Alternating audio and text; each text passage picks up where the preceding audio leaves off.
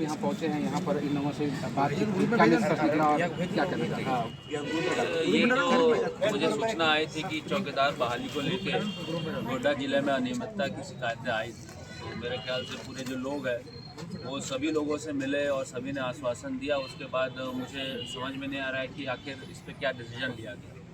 तो फिर कल मुझे जैसे सूचना आई, मैंने जो यहाँ पे लोग धरना में बैठे हैं उनसे मैंने संपर्क किया और आज मैं आया हूँ उनकी चीज़ों को समझने के लिए कि आखिर कहाँ दिक्कत, समस्या, परेशानी है। तो मुझे ऐसा लगता है कि कई चीज़ फंडामेंटल और टेक्निकल है जो कि निश्चित तौर पर गड़बड़ियाँ को अंकित करता है। सबसे पहले जब चौकीदार बहाली होता है, जो परंपरागत चलता आया है कि अनुसूचित जाति के लोगों का उसमें आरक्षण होता है। अब किस कारणवश यहाँ पे रोस्टर जब मैं देख रहा हूँ जिला में, वहाँ पे अनुसूचित जाति का 0 कर दिया। तो सबसे पहला तो वहीं से शुरू हो गया है सब कांड।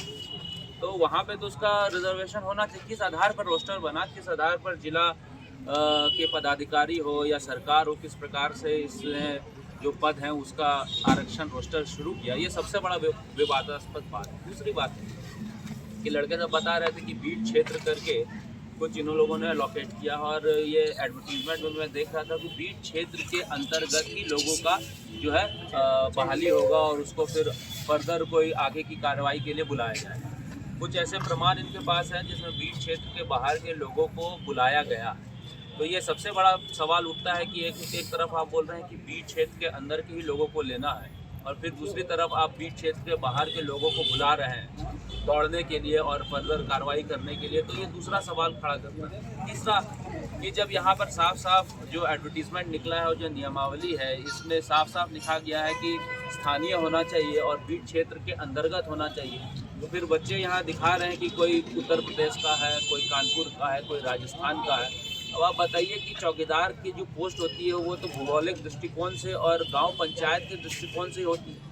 जो सालों साल वहाँ रहते हैं उसको जानकारी होती है तो वो चौकीदार होते हैं। इसी आधार पे तो बीट क्षेत्र ही बना कि आपको लोकल स्तर पे जानकारी होनी चाहिए। तो सबसे बड़ा अब इशू है कि ये आखिर बाहर के लोग यहाँ कैसे आ रहे हैं। और तो सरकार बोल रही थी कि हम बाहरी को हटाएंगे, यहाँ स्थानीय को प्राथमिकता देंगे। आज मुझे नहीं लग रहा है कि चौकीदार जैसे पद पे ये जस्टिफाई ये सरकार कर रही है। और चौकीदार बहुत ही जिला स्तरीय पद है और इसके बाद आने वाले समय में बहाली होगी कि नहीं होगी, लेकिन जिला स्तरीय पदों पे तो निश्चित तौर पर यहाँ के निवासी और यहाँ के जो मूलवासी हैं उसका हक सबसे पहले है और उस पर भी रोस्टर का पालन ठीक से करना चाहिए। तमाम ऐसी चीज़ें हैं जो मैंने यहाँ पर समझा है।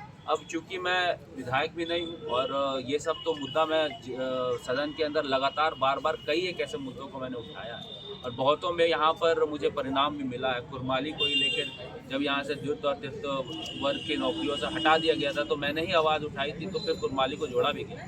तो ये सब तो मुद्दा विधानसभा का है और विधानसभा के पटल पे इन सबको रखना अति आवश्यक है, क्योंकि ये सरकार की तरफ से फॉल्ट हुआ। सरकार की तरफ से जो फॉल्ट हुआ उसको ठीक करने का एक ही उपाय है कि सरकार इसका नोटिफिकेशन को ठीक करे और इसको जो है इसकी जांच करे। सभी अभ्यर्थियों ने समान्यालय का घेराव किया, उसके बाद घंटों तक कारगिल चौक को जाम किया। आज भूख हड़ताल की नौबत आ गई।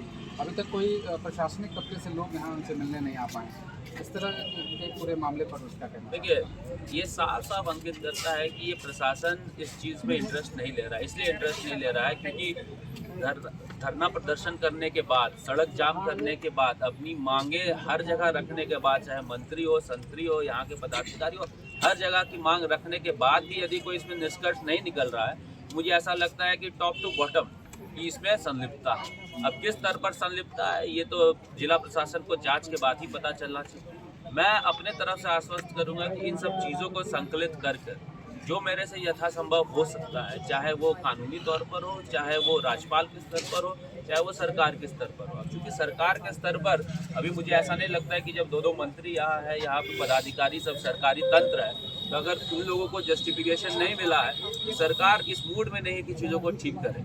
लेकिन फिर भी मैंने हमेशा युवाओं के मुद्दों को सदन के अंदर रखा है, पटल में रखा है, जिला प्रशासन को रखा है। तो मैं प्रयास करूँगा अपने स्तर पर कि इन चीज़ों को ठीक किया जाए। यदि ठीक नहीं होगा, जो मुझे ऐसा इस सरकार से उम्मीद नहीं है कि ये ठीक होगा, तो हम लोग कानूनी प्रक्रिया पे भी जाएंगे। कई एक ऐसा मुद्दा है, सीजीएल का मुद्दा भी आपने देखा होगा कि हालिया दिनों में सीजीएल, हम लोग बार बार बोलते रह गए कि सीजीएल में गड़बड़ी हुई है, सरकार सीजीएल की गड़बड़ी को मानी नहीं, हाई कोर्ट ने उसमें रोक लगा। आज रोक लग गया। उसी प्रकार से एक तंत्र बंद हो जाता है तो दूसरा तंत्र चालू रहता है, और ये डेमोक्रेसी की खूबसूरती है कि चाहे मीडिया हो, न्यायालय हो, कार्यपालिका हो, पदाधिकारी हो, तमाम ऐसे लोग हैं जो इंडिपेंडेंटली अपना काम करते हैं, और जब सक्षम नहीं होते अपना काम करने के लिए तो दूसरा तंत्र उसका काम कराता है, क्योंकि जस्टिस फॉर ऑल ये सरकार को सुनिश्चित करना चाहिए था, लेकिन इस सरकार में मुझे ऐसा नहीं लगता है कि ये जस्टिस फॉर ऑल इक्वालिटी के आधार पर ये सरकार कर रही है, सिर्फ खोखले वादे कर रही है। लेकिन मैं युवाओं के हित में हमेशा खड़ा रहूँ, उनकी बातों को और विस्तार करने से मैं अभी समझूँ, और उसमें फिर क्या यथासंभव हो पाएगा उसके फिर मैं डिस्कस करूँ।